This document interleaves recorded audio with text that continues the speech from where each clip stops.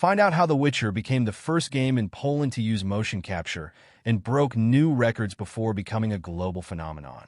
Hello, viewers. Welcome to Stats In. If you're just joining us, please subscribe and don't forget to turn on notifications bell for more videos. Nowadays, The Witcher is one of the most beloved and iconic franchises in gaming, with its immersive world branching out into several popular video games, a successful television series, and a growing fanbase. Adding to its popularity is Geralt's portrayal by Henry Cavill. However, there is a lot more to the game's story than just star power. Long before the franchise reached global fame, the game was making headlines. In an interview, the former developer shed some light on one of the series' earliest achievements that paved the way for the game's complex combat system and immersive storytelling.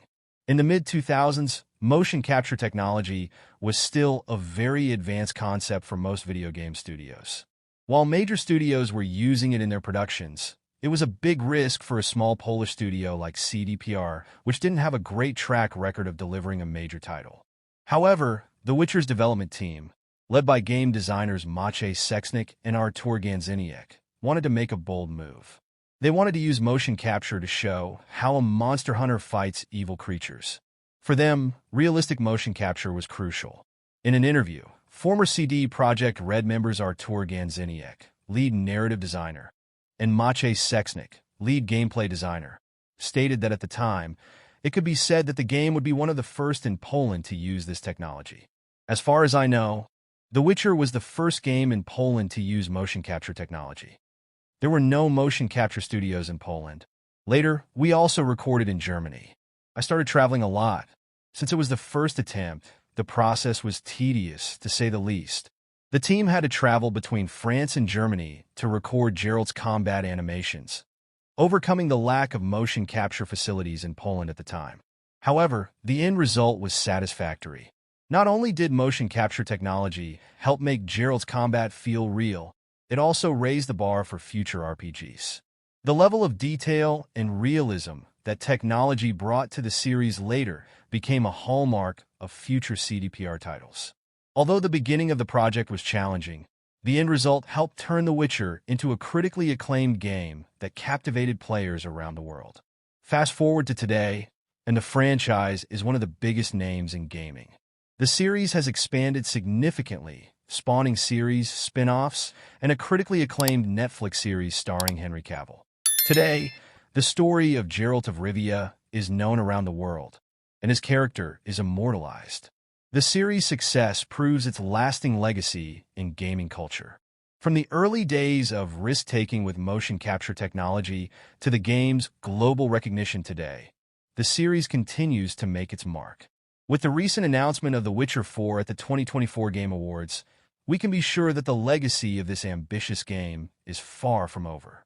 Series' journey promises to attract new audiences and cement the game's place in history for years to come. Ultimately, it's important to remember that before Geralt became a household name, the series was already rewriting the rules of what video games could accomplish. Cavill was born in Jersey, the largest and southernmost of the Channel Islands, which are dependent territories of the British Crown and are located off the coast of Normandy, France. He is the fourth of 5 sons of Marianne Cavill, née Dalglish, a secretary, and Colin Cavill, a stockbroker. The family lived in St. Helier, where Henry Cavill grew up playing computer games with his brothers. At age 13, he left Jersey to attend the Stowe School, a boarding school in Buckinghamshire, England. At Stowe, Cavill developed an interest in acting and participated in school productions, including Grease, A Midsummer Night's Dream, and Tom Stoppard's Dog's Hamlet.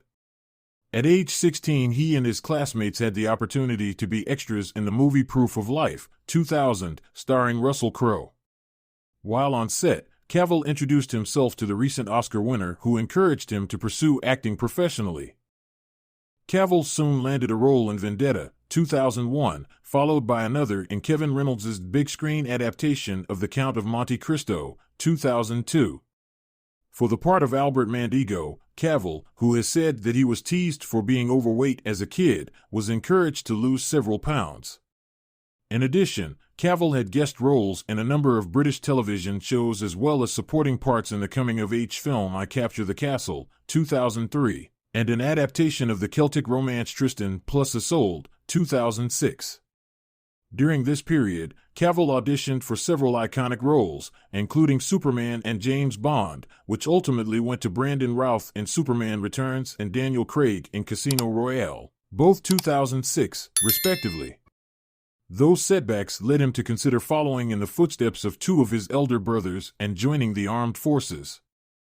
In 2007, however, Cavill garnered his first leading role in The Tudors, a cable series following the exploits of Henry VIII, played by Irish actor Jonathan Rhys-Meyers. Cavill portrayed Charles Brandon, a loyal courtier to the king. The series helped make Cavill a familiar face, and during its 4 seasons, 2007 to 10, he also appeared in such films as the adventure fantasy Stardust, 2007, and the Woody Allen comedy Whatever Works, 2009. After The Tudors, Cavill proved his skill as an action star, playing Greek hero Theseus in Immortals, 2011, and the son of a CIA agent, played by Bruce Willis, in The Cold Light of Day, 2012. In 2011, Cavill announced that he had been cast as Clark Kent/Superman in Man of Steel, 2013. He later admitted that he had missed the call from director Zack Snyder offering him the job because he had been playing the online game World of Warcraft. To portray the Man of Steel, Cavill transformed his body, adding so much muscle that he sometimes split the seams of his Superman costume. He also had the opportunity to work alongside Crow, who played Superman's father. Jor-El. Cavill went on to reprise the role in Batman v Superman, Dawn of Justice, 2016, starring opposite Ben Affleck as Batman, and in Justice League, 2017, featuring such DC comic book heroes as Wonder Woman, played by Israeli actress Gal Gadot. In between Superman films, Cavill starred in director Guy Ritchie's big-screen adaptation of The Man from UNCLE, 2015, playing a CIA agent who teams up with a KGB agent, played by Armie Hammer, and in Sandcastle, 2017, portraying a Special Forces captain on a 2003 tour of Iraq. Cavill then played the main antagonist in Mission Impossible Fallout, 2018, the 6th installment of Tom Cruise's Mission Impossible series. In 2019, he assumed the lead role in the hit Netflix series The Witcher, based on the novels by Polish author Andrzej Sapkowski, whose sources include Polish mythology and Slavic folklore. Cavill played Sherlock Holmes, the elder brother of aspiring sleuth Enola Holmes in the movies Enola Holmes, 2020, and Enola Holmes 2, 2022. In 2022, Cavill had a cameo as Superman in Black Adam, renewing speculation that he was planning a return to the role 5 years after Justice League. Cavill confirmed the rumors in the fall, but a couple of months later he wrote on Instagram that the studio had decided to go in a different direction.